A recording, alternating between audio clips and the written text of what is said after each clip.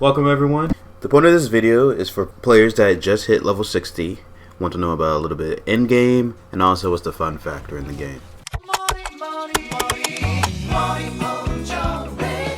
Lights out. Just for this is supposed to be a quick video for people who don't know what New World is. It looks cool, and let's see what the end game is like.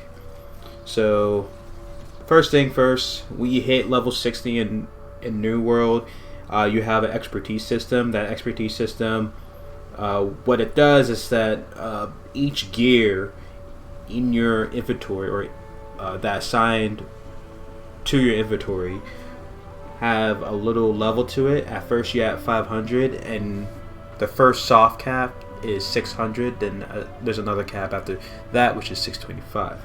So each gear slot will have a particular score to it. So you have your headgear, your leg gear, your pants, chest, arms, your shield. Well, actually, the shields and weapons are their own particular score, so it depends on what you put on. But those 5 things, also your ring, amulet, and bracelet or whatever, those have you can put any type of gear into those slots, but those specific slots are your gear score, and that can change depending on how many enemies you killed or how many special events, because these enemies and special events and gathering chests can increase your gear score for that particular gear. So that's the expertise system in the roundabout ballpark. And then I also want to describe, the fun factor inside the game as well. I played this game for, I want to say, how many hours have I played this game? I played 230 hours into the game, so I was very, I know a bit about the game, but I'm not like heavy in game. So take that note. So this is what I found in different parts in the game. There's PvE and PvP, but I'm going to start with PvE first. So the first thing in PvE is expeditions, dungeons. These are your regular 4-man dungeons. 5-man dungeon. You have a particular role. You have a tank. The whole trifecta. You have a tank. You have the healer, and whoever. And the other 3 are like DPS, right?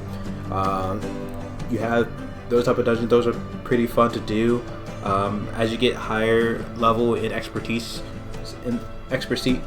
system, then you get mutated dungeons. Well, you can do mutated dungeons now, but the mutated dungeons are particularly kind of cool. They're kind of like your old Mythic Plus, if you ever played WoW.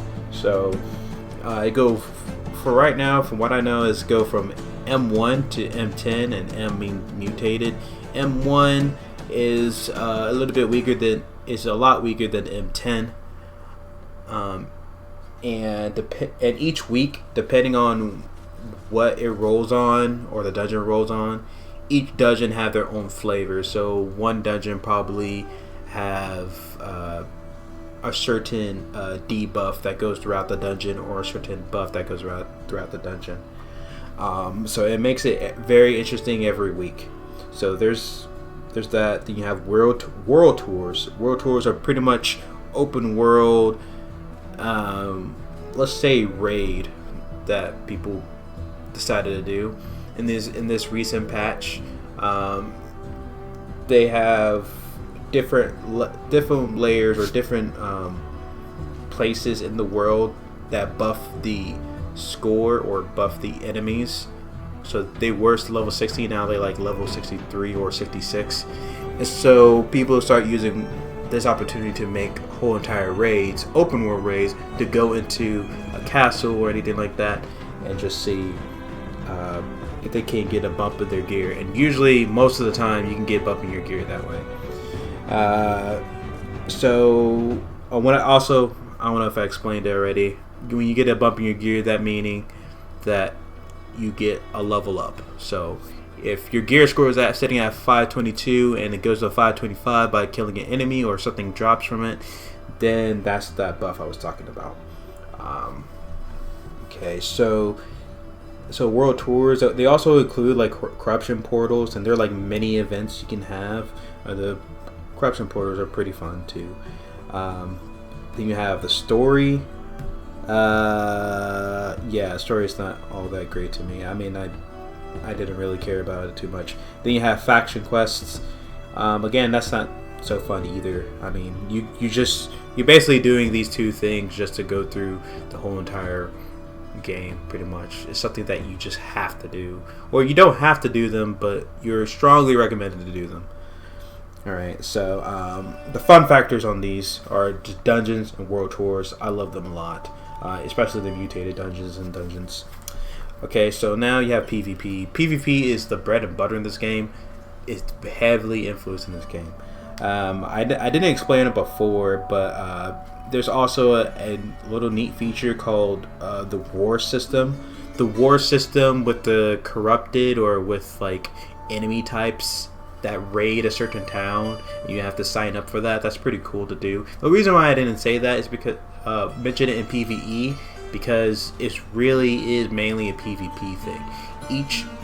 Each company, or you can think of them as guilds, can go ahead and attack a certain city, and that certain city have like certain resources and all that, or you can pretty much take over the town. I'm not too sure the details of this, of like if there's a grace period or whatnot in terms of if it's much easier to go into war with a town. But if you go to war with a town, it's pretty much a faction versus faction, or company versus company, free for all, or not free for all, but like team based objective war. Essentially, it is a war, and you don't have to be in that certain company, but you can help that company out if you're part of that same faction. Those are pretty fun to do. There's also 3v3 arenas where 3 players versus other 3 players. That's really cool to do. It makes it. I can explain more about this later, but it interests the way how people make builds into that game, like for PvP and builds for like PvE. There's also called Output Rush. I've only been into it like just a couple of times. I'm still a new player, but I think overall it's pretty fun. I think it's like 20 versus 20. I'd say it's like a little bit lower than the actual war, but it's pretty fun to do. There's also open world PvP, so pretty much in the open world in the map, right? You can click and unclick yourself, or flag or unflag yourself for PvP all the time, so people can just run up on you, or you can run up on other people. It's on site. It's pretty fun. Then of course you have like a faction quest as well, PvP faction quest. It's like things that you can do along with it. So that's everything for PvP. And then at the end, like only thing I didn't cover is crafting and gathering. Crafting and gathering is as far as I've been playing this game, it's not too bad.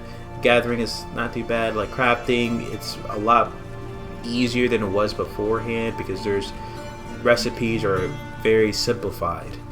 And in terms of getting the gear, getting the gathering the resources, actually pretty easy too, because you can just go ahead and buy it from the market. Currency in this game is gold. Very easy to get currency at end game, especially when you start doing dungeons and PvP and everything. Once you do a lot of things, it starts to be fun. But yeah, that's pretty much everything about end game to my point of view. There is a little bit of there is something I am leaving out. It's for a reason. So the gypsum orbs, I don't want to get into the gypsum orbs right now. I'm going to make a later video of that, of how that whole entire system works. But that system, the gypsum orb system, supposed to help out your expertise system.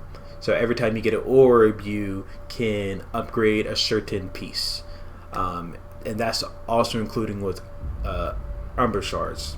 Don't want to get too complicated about Umber shards. This is Like I said, it's a guide for like 500 if you hit just level 60, 500.